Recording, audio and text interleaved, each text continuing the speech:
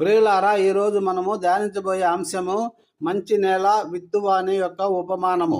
ప్రియమైన సహోదరి సహోదరులారా, మనమందరము జీవితంలో ఎదుగుదలను ఫలభరితమైన జీవితాన్ని కోరుకుంటాం. అయితే అది ఎలా సాధ్యం? మనము విత్తనాన్ని పోలి ఉన్నాం మరియు దేవుని వాక్యము విత్తనాన్ని పోలి ఉంది. ఈరోజు యేసు ప్రభు చెప్పిన విత్తువాని ఉపమానంలో నుండి మంచి నేల గురించి ధ్యానిద్దాం. మన హృదయాలు మంచి నేలగా ఎలా ఉండాలో తెలుసుకుందాము. మత్తయి సువార్త 13:23. మంచి నేలను విత్తబడిన వాడు వాక్యము విని గ్రహించువాడు. అట్టివారు సఫలులై ఒకడు 100 ఒకడు 60 ఒకడు 30 ఫలించును. ఒక చిన్న కథ. ఒక గ్రామంలో రాము అనే రైతు ఉండేవాడు. అతనికి ఒక చిన్న తోట ఉండేది. రాము చాలా శ్రద్ధగా తన తోటను చూసుకునేవాడు.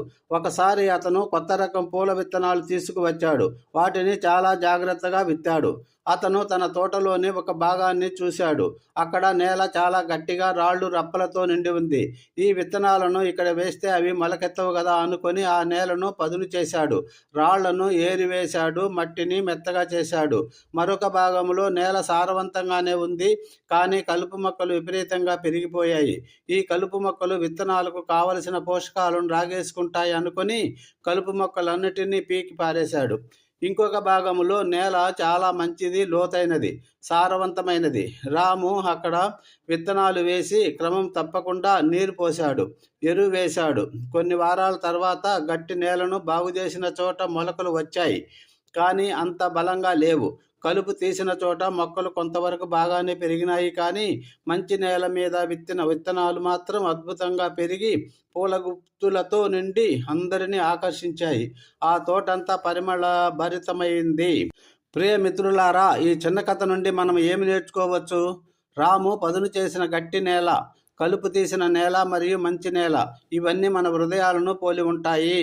గట్టి నేల మన హృదయము దేవుని వాక్యాన్ని స్వీకరించడానికి సిద్ధంగా లేనప్పుడు, అహంకారంతో సంశయంతో గట్టిపడిపోయినప్పుడు వాక్యం మనలో లోతుగా నాటుకోదు. దేవుని వాక్యం పట్ల మనము హృదయాన్ని తెరవాలి. కలుపు మొక్కలున్న నేల ఈ లోక చింతలు, ధన వ్యామోహం, సుఖభోగాల ఆశలు, ఇవన్నీ మన హృదయాల్లోని కలుపు మొక్కలు. దేవుని వాక్యం విన్నప్పటికీ ఈ కలుపు మొక్కలు వాక్యాన్ని అణిచివేసి ఫలమివ్వకుండా చేస్తాయి. మనం ఈ లోక సంబంధమైన విషయాలపై కాకుండా దేవునిపై మన దృష్టిని నిలపాలి.